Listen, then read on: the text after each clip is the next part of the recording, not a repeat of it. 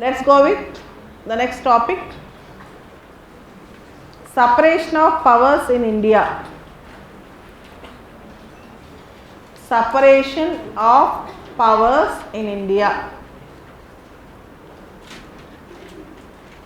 The doctrine of separation of powers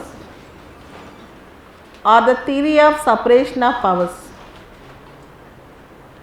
The doctrine of separation of powers or the theory of separation of powers is propounded by a philosopher called Montesquieu. Montesquieu.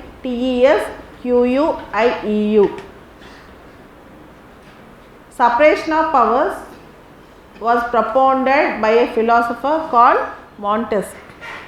In his book, The Spirit of the Laws, he wrote a book called The Spirit of the Laws. In the Indian Constitution,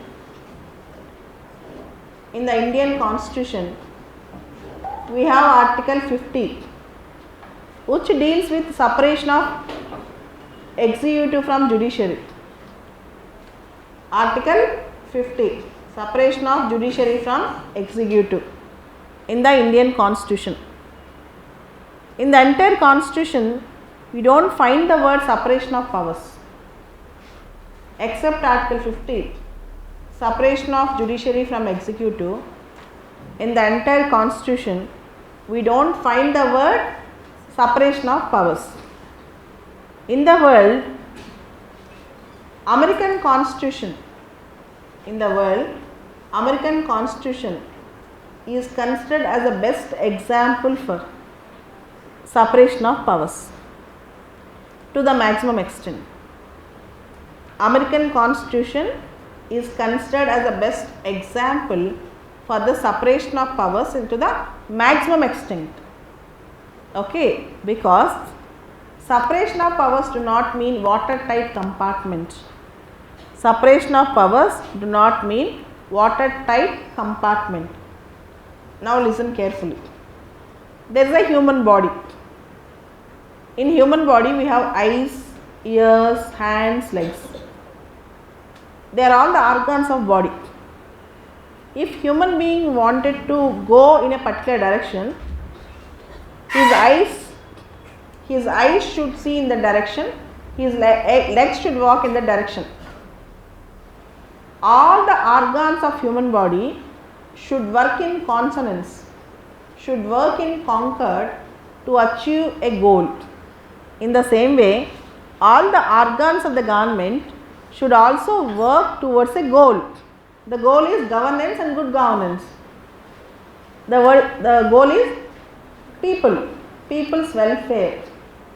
So, what are these organs of the government? There are three: legislature, executive, judiciary. There are three organs of the government: legislature, executive, judiciary. Legislature will make the law, executive will implement the law, judiciary will adjudicate the law. Legislature will make the law, executive will implement the law, judiciary will adjudicate the law.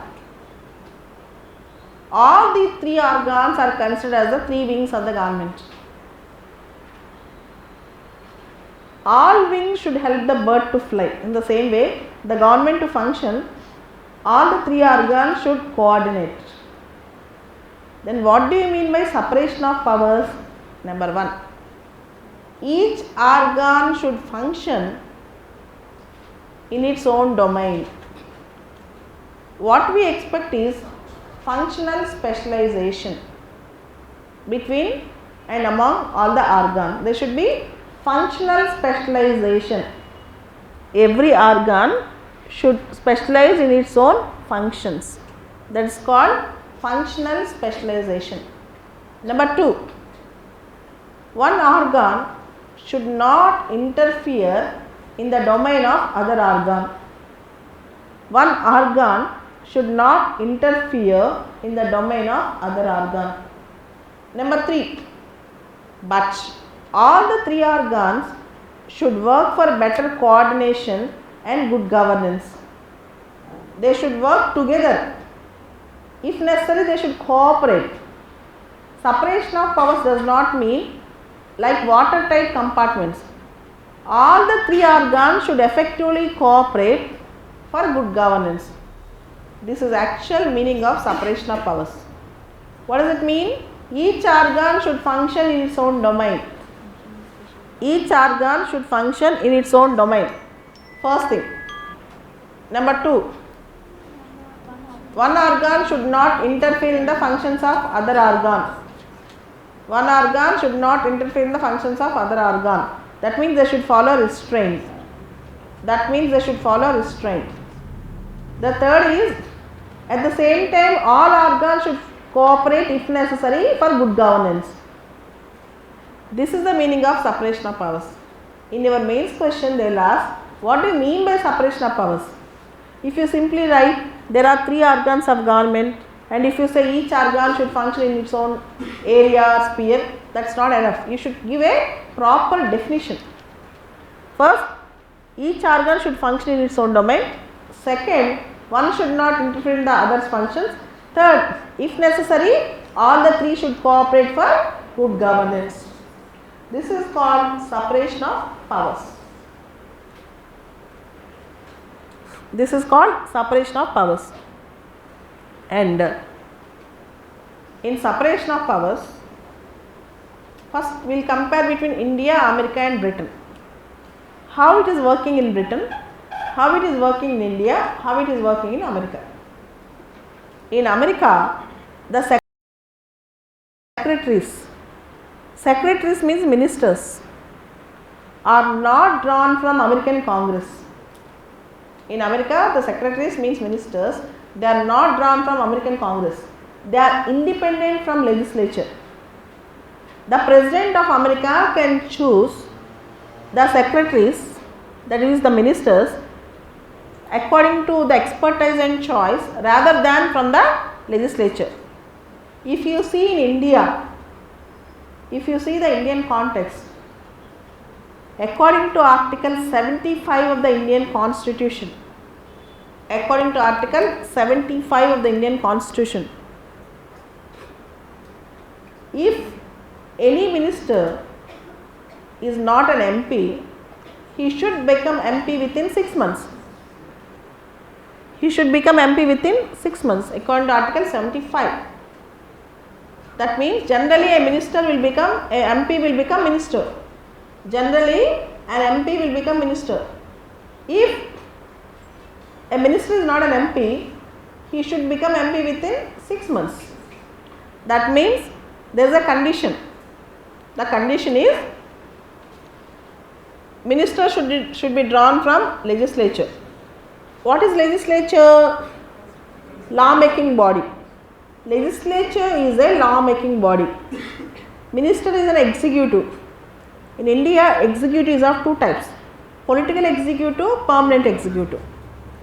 Political executive means ministers and other people. Permanent executive means the bureaucrats. Permanent executive means bureaucrats. So ministers come under political executive. That means the man who is making the law, the man who is implementing the law is one and the same. The man who is implementing the law, that is a minister, is also the man who is making the law. This concept is called fusion of powers. It is not separation, it is in fact fusion. It is in fact fusion. Two different powers we are linking together. This is called fusion. Why do we need separation of powers in this context? Checks and balances. If each organ functions in its own domain, and if you don't interfere in other organ, sometimes if one organ interferes in the other, if one organ is exceeding, the other organ can check the one organ. But when you have fusion of powers, legislature and executive together, they cannot check each other. So in India, according to Article 75, ministers are drawn from the legislature, whereas in America, secretaries are independently chosen. Secretaries are independently chosen. If you go to British context, If you go to British context, even in Britain, ministers are drawn from the British Parliament. In Britain also, ministers are drawn from the British Parliament. Okay. So, in India and Britain, executive and legislature, there is a fusion. In America, there is no fusion. First concept. Second thing, in America, president is not a part of American Congress. American president is a part of executive, is the head of executive. He is not the head of Congress. He won't be the part of American Congress. Whereas according to Article 79, Indian president is a part of Indian Parliament.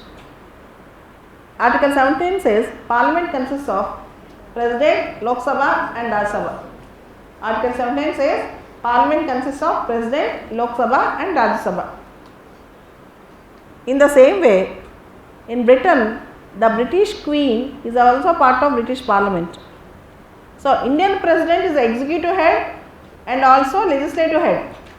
British Queen is a part of legislature and also part of British Parliament. Here also we can see fusion of powers. Indian President, who was the executive head, can also pass ordinance according to Article 123. Ordinance making power is a legislative power. According to Article 123, 1, 2, 3, Indian President can also promulgate ordinance according to Article 123. In the same way, Governor in the Indian state can also promulgate ordinance according to Article 213. The man who is executive head also passing an ordinance is a legislative power. Is a legislative power. Apart from that,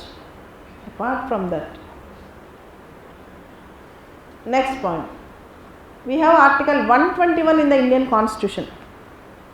121 says, Parliament should not interfere in the affairs of the courts.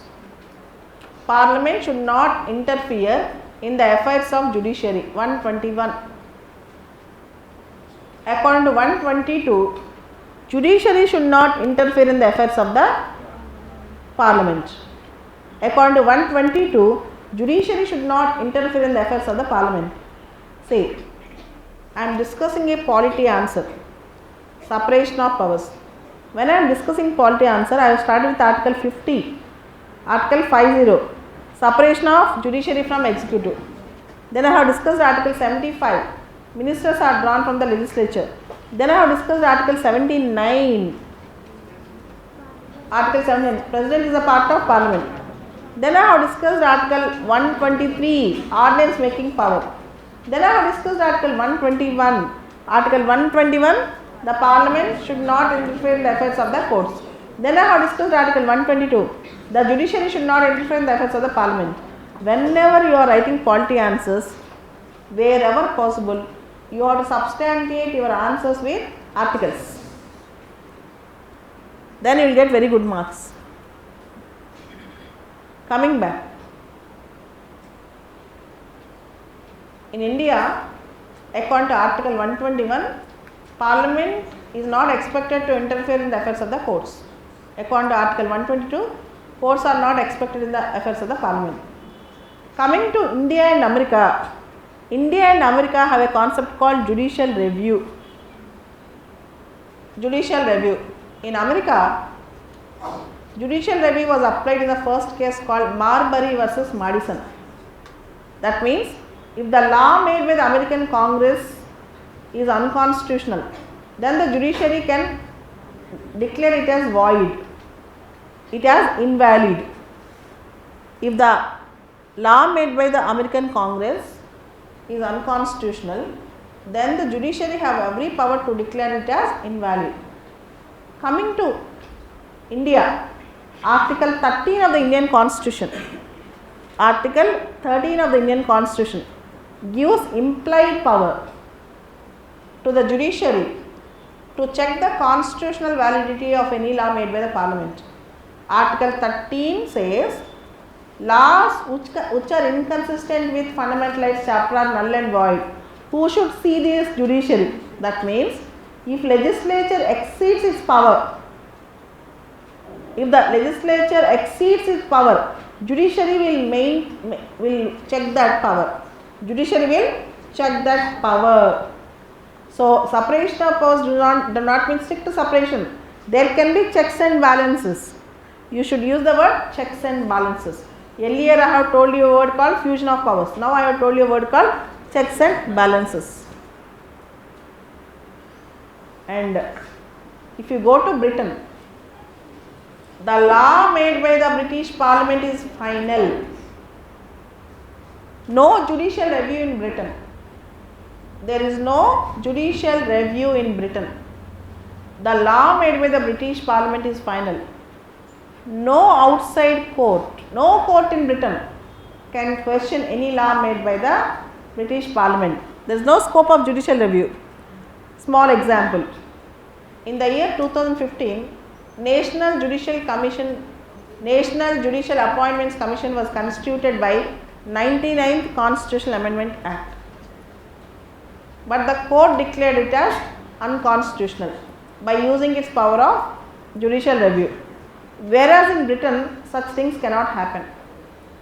In Britain, such things cannot happen. Okay. So, separation of powers in the Indian context, American context, British context.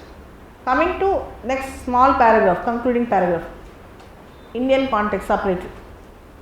Though we follow separation of powers in spirit, we cannot follow strict separation of powers. Though we follow the spirit of separation of powers, we cannot follow strict separation. The reason is, wherever we need integration, wherever we need fusion, we are doing that. And we are also not allowing abrupt interruption. But if needed, one organ can check the other organ. For example, judicial review. At the same time, we have partially borrowed American model, partially borrowed British model. In American model, we have borrowed judicial review. From British model, we have borrowed that ministers are drawn from the legislature. We have taken good and what is convenient for India. Sometimes we often observe in the Indian context, with the vested interests of some people sitting in the organizations, one organ interfering in the domain of other organ. That is not a healthy competition in democracy. For a healthy democracy, we need separation of powers in normal context, but if needed, all the three organs should come together for the betterment of the society. To this end, we have to work. To this end, we have to work. So, this is the discussion on separation of powers.